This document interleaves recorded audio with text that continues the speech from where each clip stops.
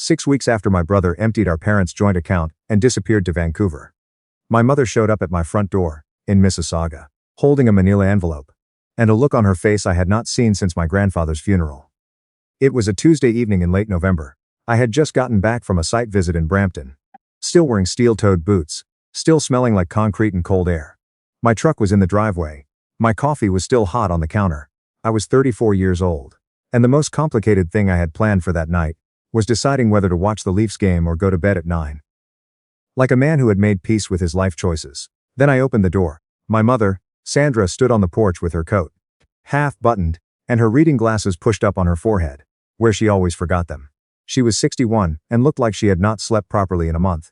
Which, as I would find out, was accurate. She had the manila envelope pressed against her chest, like she was protecting it from something. I looked at the envelope, then at her mom. "I need to talk to you."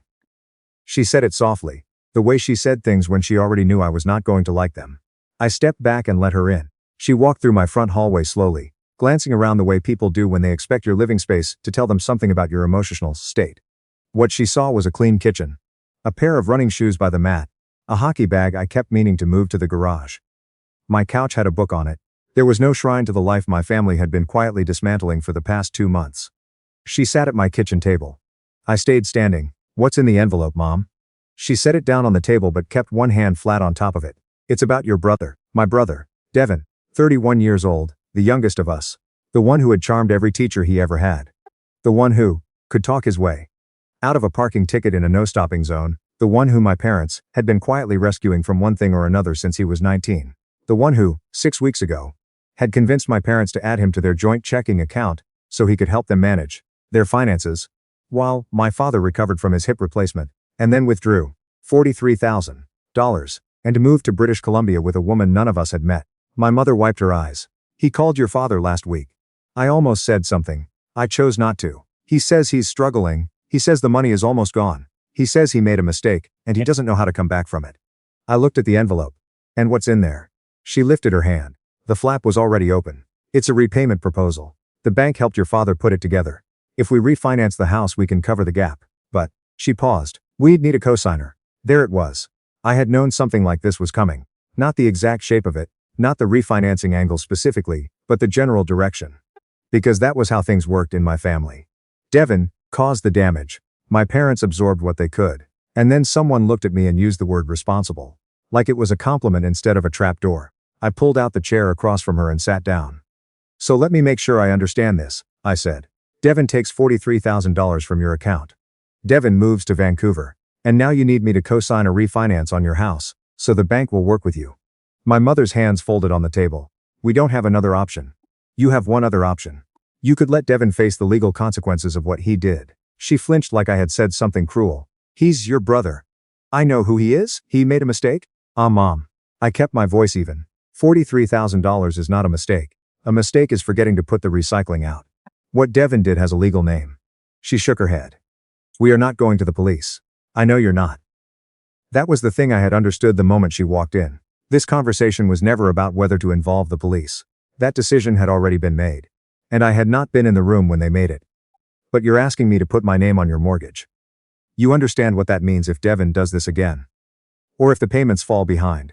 Or if Dad's recovery takes longer than expected and you need to touch the equity?"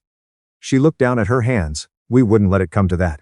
I said nothing. She continued. "The monthly payment would only go up by $240. Your father has his pension.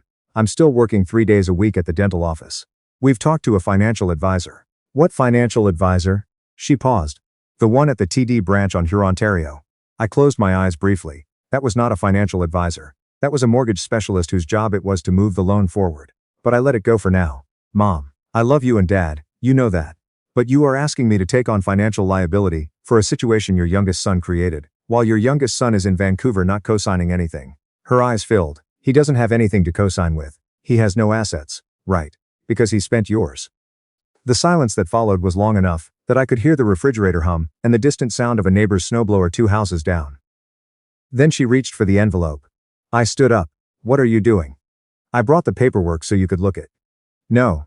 I said it clearly, and without heat. "You don't get to sit at my kitchen table and slide bank documents across it. Like I'm a late signature on a field trip form. I need time to think about this." "Ethan, The bank needs an answer by. I know when banks need answers. I work in construction project management. I deal with financing timelines professionally. I paused. I will call you by Thursday. She searched my face for something softer and did not find it. She left 20 minutes later, still holding the envelope, her coat still half buttoned. At the door she turned back. Your brother is drowning, Nolan.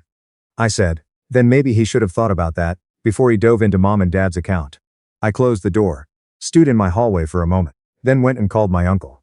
My uncle Warren was my father's older brother, a retired civil engineer who lived in Hamilton, and said things that were accurate without first checking if they were comfortable. He was the only person in my family who had, in the weeks since Devin's disappearance, referred to what happened as theft, plainly and without a softening word attached. He picked up on the second ring. Your mother came to see you, he said. Not a question. How did you know? She called your father right after. He told me. I sat on my couch. She brought the refinancing paperwork. Warren exhaled slowly. I was afraid that was next. Do you mean next, Nolan? His voice was careful. Your parents have been building toward this since the second week. First it was processing the shock. Then it was making sure Devin was safe, which I will never understand as a priority in this situation. Then it was deciding not to involve the authorities. And now it's find a way to make the numbers work without any of it becoming a public problem. I stared at the ceiling. And I'm the number that makes it work. You're the number that makes it quiet. He said. There's a difference. That landed exactly where it needed to. If I co-signed, my parents could refinance, absorb the loss, keep the whole thing inside the family envelope. No legal action. No hard conversations with extended relatives. No official cert anywhere of what Devin had actually done. The story would become, we had a rough year, we sorted it out, everyone moved forward. And the rough year would follow me in the form of my name on their mortgage for the next 15 years. What would you do? I said. Warren was quiet for a moment. I would not co-sign anything until Devin had signed something first. I sat up straighter. What do you mean? I mean, if your parents want you to take on liability, Devin should be documenting his obligation to repay them. In writing. Notarized. With a payment schedule that starts now, from wherever he is, with whatever he has. Even if it's $200 a month. Even if it takes 20 years. There needs to be a paper trail that says he owns this. I was quiet. If your parents aren't willing to require that of him. Warren continued. Then what they're actually asking you to do is absorb the liability while Devin absorbs nothing. I did not sleep well that night. The family group chat had been dormant for most of November. After Devin left, it went from a place where people shared photos of Thanksgiving dinner, to a place where everyone was afraid to say the wrong thing in writing. My mother posted occasional updates. Dad had his follow-up today, doing well. And relatives responded with heart emojis. No one mentioned Devin by name. It was the conversational equivalent of navigating around a piece of furniture someone had moved and not yet moved back. Then my Aunt Paulette broke the silence. She posted on a Sunday afternoon. Just want to say we're all thinking of you, Sandra. Family is everything. Some people forget that. That last line was doing a lot of work. My cousin Jared followed. We know it's been hard. But you guys have always come through. You'll get through this too. Then someone named Brenda, who was a friend of my mother's from her book club and had no business being in a family group chat. Sometimes the ones we love most need the most grace. I put my phone face down on the counter. 2 days later, Devin appeared in the chat. He wrote, "Hey everyone. I know I've been quiet. I'm doing okay out here. It's been a hard few months. I made some choices I'm not proud of. I'm working on myself. I love you all." Working on himself. That was the phrase he used. I stared at it for a full minute. Then I typed, "Working on yourself is great, Devin. Does it come with a repayment plan?" The chat went silent. Then Jared, "Come on man, this isn't the place." Then Paulette, "Nolan, he's reaching out." That takes courage. I thought about what courage looked like when you were living in a new city on someone else's money. Typing a paragraph into a group chat and calling it accountability. I typed, "Taking $43,000 from your parents, while dad was recovering from surgery, and then disappearing for 6 weeks is not a rough patch. I love Devin, but I need someone in this chat to say that out loud." Nobody responded for 4 minutes. Then my father wrote, in his slow 2-fingered typing way, "This is not the place." I closed the app. Warren called me that evening. "Your mother is upset about the group chat." "I know, she says you embarrassed Devin in front of everyone." I looked at the wall. Devin embarrassed himself. I just declined to pretend otherwise. Warren made a sound that wasn't quite a laugh. "Your father told me something though, and I think you should know." "What?" "He told your mother that before she went to see you, he said, maybe they should call Devin and ask him to do his part first. And your mother told him that Devin wasn't in a position to do anything right now." Warren paused. "Your father said, then what are we going to ask Nolan?" I felt something settle into place. Not warmly, just precisely. Like a level confirming a surface was flat. "So he knows," I said. He knows. He just doesn't know what to do with that yet. A week after the group chat, my mother asked if we could meet in person again. Not at my house this time. At my parents' place in Oakville. She said my father wanted to see me. I agreed. Partly because I wanted to see him too. His recovery had been slower than expected. And I had not been out there since. Before the situation with Devin became fully clear. When I arrived, my father was in the living room in the recliner he'd bought the year before and tried to return twice. Before accepting, it was the most comfortable chair he'd ever owned. He looked smaller than I remembered from August. Hip replacements do that to people. They're fine, they're recovering, but the scale of the operation leaves a mark. He shook my hand the way he always did, firm and brief. Like handshakes were a form of communication he'd never upgraded.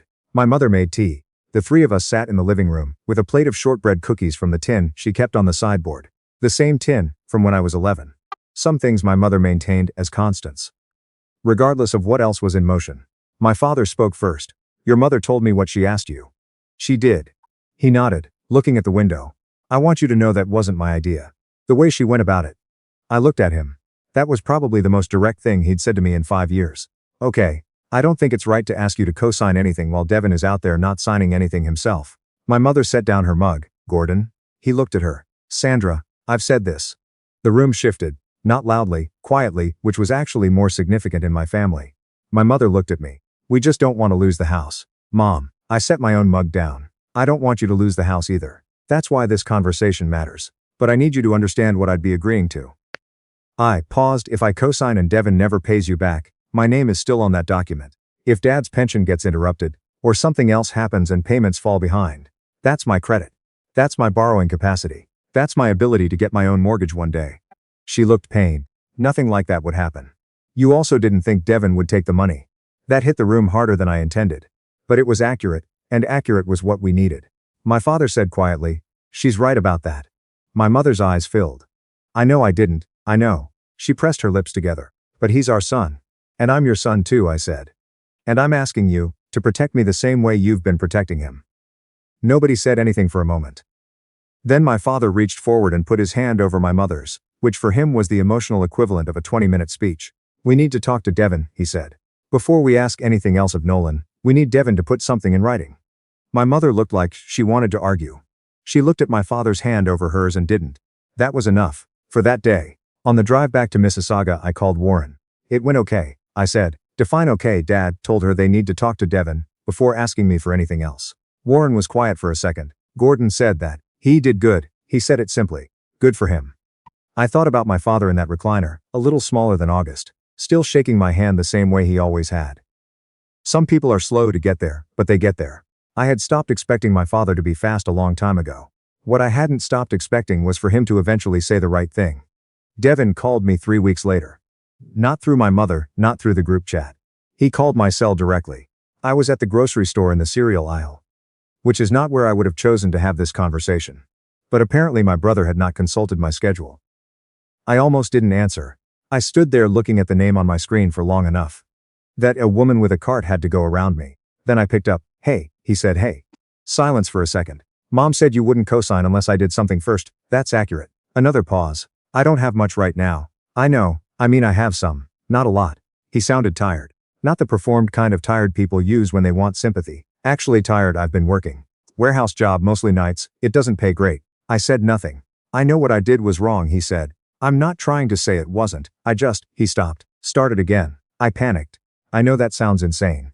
But I've been in debt since I was 25. And I couldn't see any way out of it. And there was money right there and Another pause. I don't know why I did it. That's the honest answer. I don't fully know. I stood in the cereal aisle at the Fortinos on Britannia Road and thought about how that answer was both completely insufficient and probably the most honest thing Devin had said to any of us in years. What do you want from me? I said. I want to figure out how to fix this. Okay. Then here's what that looks like. I moved to the end of the aisle, away from the foot traffic. You get the repayment agreement Warren drafted notarized and you sign it. It doesn't matter that you're in BC. You can find a notary there. You set up an automatic transfer to Mom and Dad's account for whatever you can actually sustain right now. Even if it's small. It needs to be real and it needs to be consistent. He was quiet. And I said, you call Dad. Not to update everyone in a group chat. You call Dad directly, on the phone, and you talk to him like an adult who understands what you did to someone who was recovering from surgery. Devin didn't say anything for long enough that I checked the screen to make sure the call hadn't dropped. Then he said, "Yeah. Okay, I said. "Do you hate me?" I looked at the cereal boxes for a second. A normal Tuesday in a normal grocery store. And my brother asking me that question with all the weight behind it. "No," I said. "I'm angry. There's a difference." I paused. "But being angry doesn't mean I don't want this to work out." He exhaled. It sounded like something releasing. "I'm going to call Dad tonight," he said. "Good." The agreement came through 8 days later. Warren helped facilitate it. Devin signed with a notary in Burnaby and emailed the document to my father's accountant. The monthly transfer was $250, which, over the repayment timeline Warren had calculated, would take longer than any of us wanted to admit. But it was documented. It was structured. It existed on paper in a way that meant it was no longer just a family promise, which in our family had a mixed record, at best. I co-signed the refinancing documents 2 weeks after that. I did not feel good about it, exactly. I want to be honest about that. There was no moment of relief or warmth. What I felt was something closer to the feeling of completing a form correctly after a long wait. The thing was done. It was done in the best way available given the circumstances. That was what I had. My mother cried when I called her to confirm. She thanked me 5 times in a row and told me she didn't know what she would do without me. I told her she was welcome and meant it about 2.5 times. The family group chat remained calmer after that. Devin posted less. Paulette posted a recipe for butternut squash soup in November that received several heart emojis and no follow-up commentary, which was the healthiest the chat had been in a year. My father called me on a Thursday about 3 weeks later. I was making dinner. He asked how work was going. I told him about a commercial project we were finishing in Burlington. He told me the recliner was officially not going back to the store. We talked for 11 minutes, which was 3 minutes longer than our average call and felt like a breakthrough. At the end, before he hung up, he said, "I'm proud of you, Nolan, for how you handled this." I stood in my kitchen with the phone in my hand after we hung up and thought about that sentence. My father had said I was proud of you 3 times in my life that I could remember. Once at my university convocation. Once when I got my PhD designation. And once over the phone on a Thursday in December when I was making pasta and he was sitting in a recliner he'd finally decided to keep. Some things come slowly. Some things you wait a long time for. Devin and I have not spoken since that phone call in the cereal aisle. I don't know exactly where we go from here. I know what he did. He knows I know. We haven't found language for the space between those 2 facts yet. And I'm not interested in rushing toward a version of normal that skips over the actual work. My mother will continue for some time to hope that things return to what they were. I understand that. She is a woman who genuinely believes that love should be enough to smooth over the hard edges, and sometimes she is right, and sometimes that belief gets used by the people she loves the most. And she doesn't see it happening until she is standing at her eldest son's front door in November holding paperwork. I keep going to work. I manage timelines and budgets and subcontractors who have strong feelings about poor schedules. I am reliable in ways that sometimes get taken for granted, but I am also finally reliable in ways I choose rather than in ways I absorb by default. That is a small but real difference. There's a thing people say about family, that you don't get to choose it. That's true, but I have learned, slowly and at some cost, that you do get to choose how you show up inside it. You can be the person who absorbs damage to keep the surface smooth, or you can be the person who says the thing out loud that everyone is arranging themselves around in silence. I was the second person. My brother spent $43,000 that wasn't his, and moved to the other side of the country. My parents needed help and asked me to provide it. I provided it, but not until the terms were honest. And my name is on a document that I hope never becomes a problem. There are no winners in situations like this, but there is something like clarity. And sometimes clarity is the only thing standing between you and the next version of the same story. I made my peace with what I could control. The rest is still being written.